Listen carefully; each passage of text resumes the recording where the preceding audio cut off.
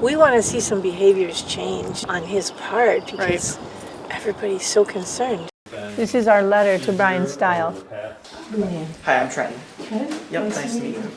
We receive calls and we pass along the messages to the congressman. Yeah, And we okay. can, make sure Bryan sees your messages. Okay. So thank you guys for taking the time. We had 170 people show up at our event, our town hall. Maybe you didn't even know about it. Did you know about it? That we had a town hall? I'll give you a copy of this letter. I tried vehemently to get him to come because this wasn't meant to be a coup. We had some questions, things we wanted him to address. Like it came down to 4 different areas with due process is one and tariffs. We wanted to talk about the budget resolution process and DOGE. Those were like the big things, but he didn't show. So then everybody just stood up and very respectfully spoke their issues. So I will get you a copy of that that video. And there's also a couple of transcripts here that were generated, printed out. I don't know what makes it easiest for you. This one, top one is a summary, and this one is the actual transcripts. In case you like anything in writing. We can take these if you've got copies. If these are originals, we don't want to take them. But No, we got okay, it's all electronic, and I can send it electronically if you'd prefer. This works. This works for us. Okay. So here's overwhelmingly, I even went back and hash marked it, you guys, so that I could figure out what were the top issues, in addition to having them generated through some technology. So here's a letter that I would like to deliver to you on this day, April 30th, 2025. We, the people of the 1st Congressional District, submit to you our comments, concerns, and stories from the town hall that you did not attend last week. Unfortunately, you missed the opportunity to listen in person to 171 of your constituents. Overwhelmingly, we are concerned about democracy and your disregard for standing up to Trump and his followers. As you watch the video and read the written comments, you will learn our number one concern is that we want you to uphold your oath of office and follow the Constitution. The powers of Congress and the President are defined in this document and that we are presenting to you today, which is probably in that little bucket there, for your review.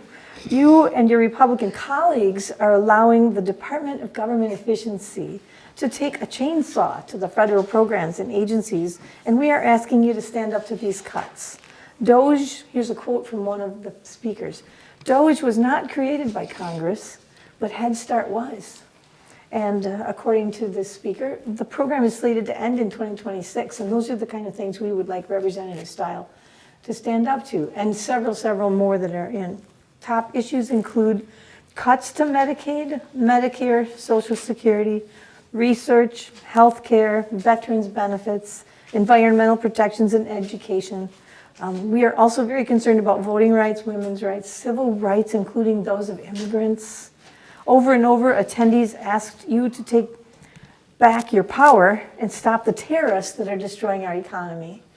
We are in total disagreement about cuts to DEI and your vote for the budget resolution that gives tax breaks to the billionaires while cutting programs for the poor.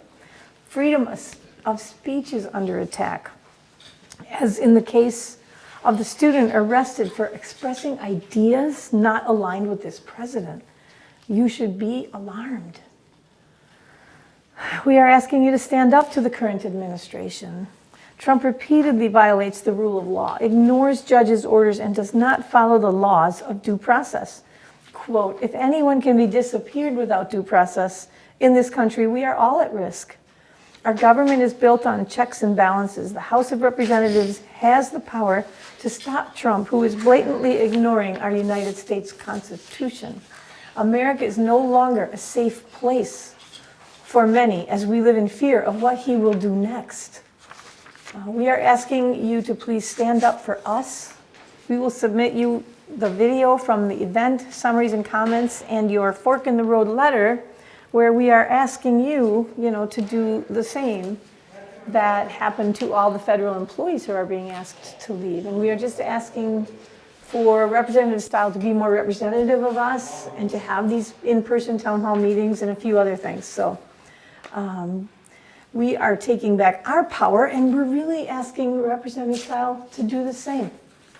So with that, like I said, I gave you all those comments, which are not mine personally. They were just, you know, if you look at the hashtags here, what showed up highest were stopping Trump, really, and due process and following the rule of law.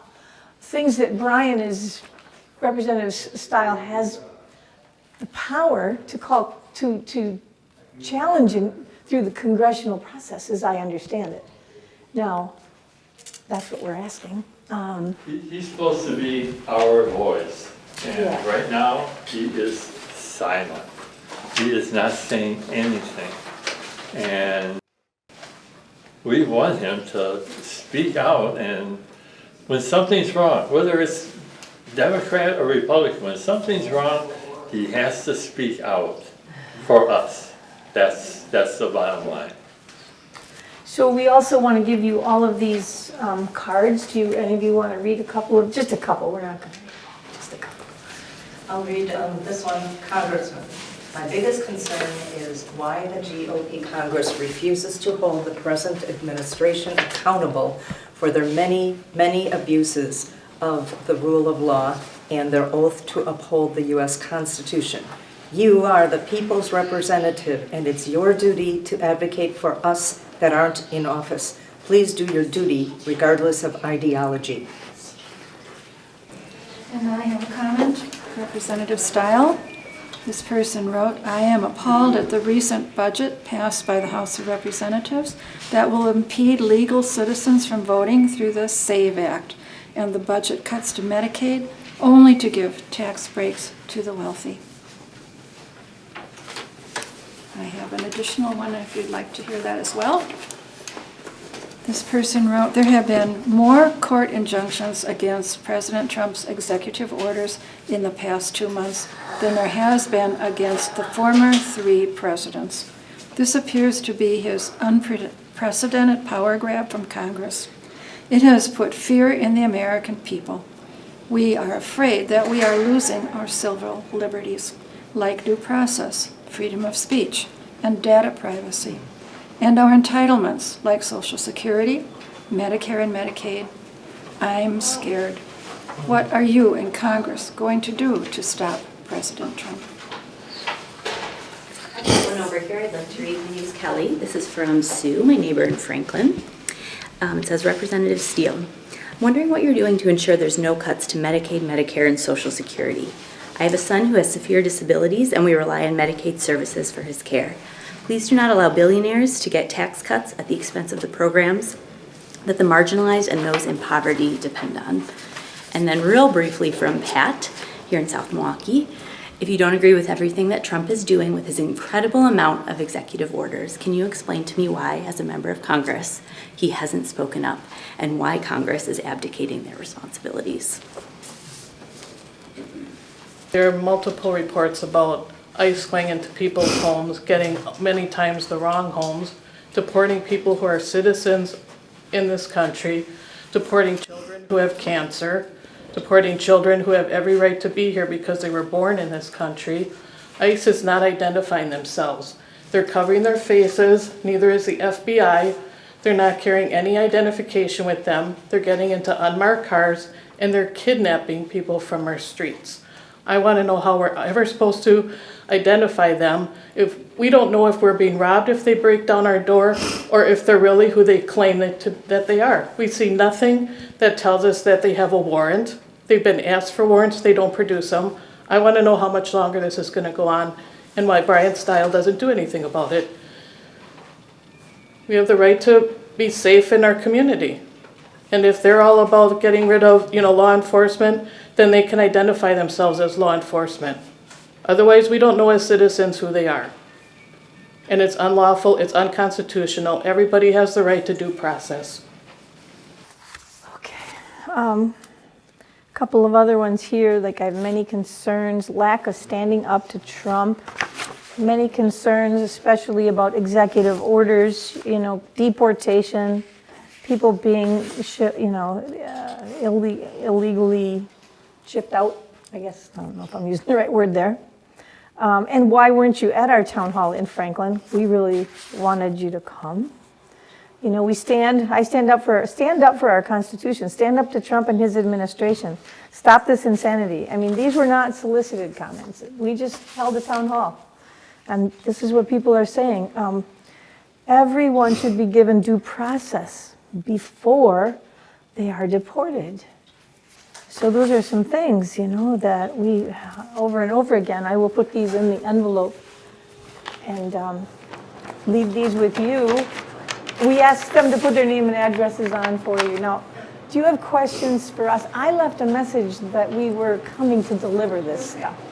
Yeah, So I talked to you. it didn't get through right. So thank you. I apologize. We are going to share this, all the Yeah. information with the Congressman Steil, and I thank you for stopping by and sharing your concerns. And how do we know when you contacted him? Is he gonna be responding to anything? Will he get He back? should be responding to Okay. the letters Okay. that you're dropping off today. Yeah, he'll respond directly to whoever, the comments or questions come from. So you give us the envelope there, name and address, we'll work on getting a letter directly to those people. Okay.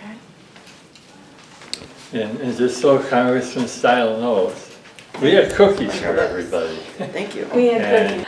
And we did request civility and respect. We sent out emails ahead of time saying that's what we are requiring. So if in the future he would do an in-person town hall, I think it would be so appreciated.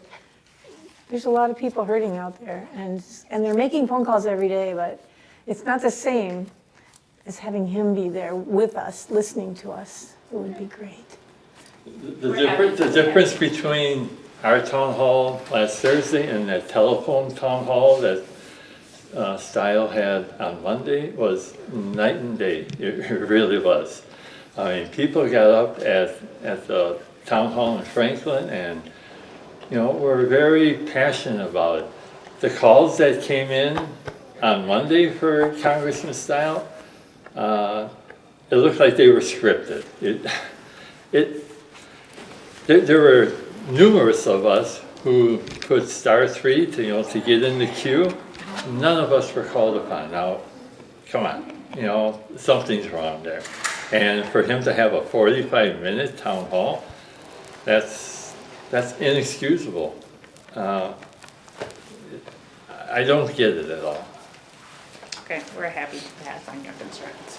So Brian reads as many of the letters as he can. Obviously, he's very busy with, committee meetings and all that stuff, but staff does work with him, but he reads as many as he can and tries to get, replies back to as many constituents as he can. I make sure I take down notes and, pass along as much information as I can, and then, Brian receives it and, works to get a reply directly back to you. Okay, look at Some weeks are this. busier than others. Some weeks- Here's what we're trying too. This is our letter to Bryan Steil. Remember how he sent letters to all the employees? The Doge letter, we called it the fork in the road. This is his fork in the road. Hit or miss. Sometimes it's busy, sometimes it's- So we want him to That's what we're here for. do town hall meetings. We want him to respond, be more responsive.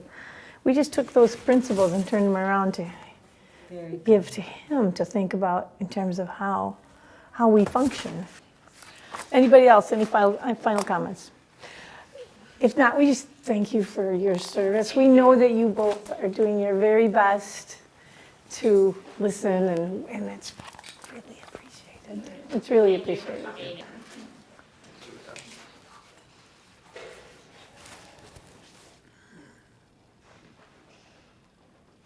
Apologize. Sure, no worries. Spell check must change it. Oh, and these are the flip chart. We kind of took some notes that night too. Okay. Just some flip chart notes.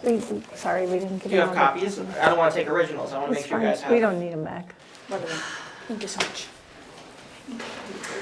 We'll share. I know you will. Thank you so much. After the president calls him flunkies and losers, think about that. And when Stiles can't come and meet people face to face, and you can't even give your university, which you should be proud of. I'm proud of Alverno. I'm sorry, I know you're doing your job, but I'm not impressed.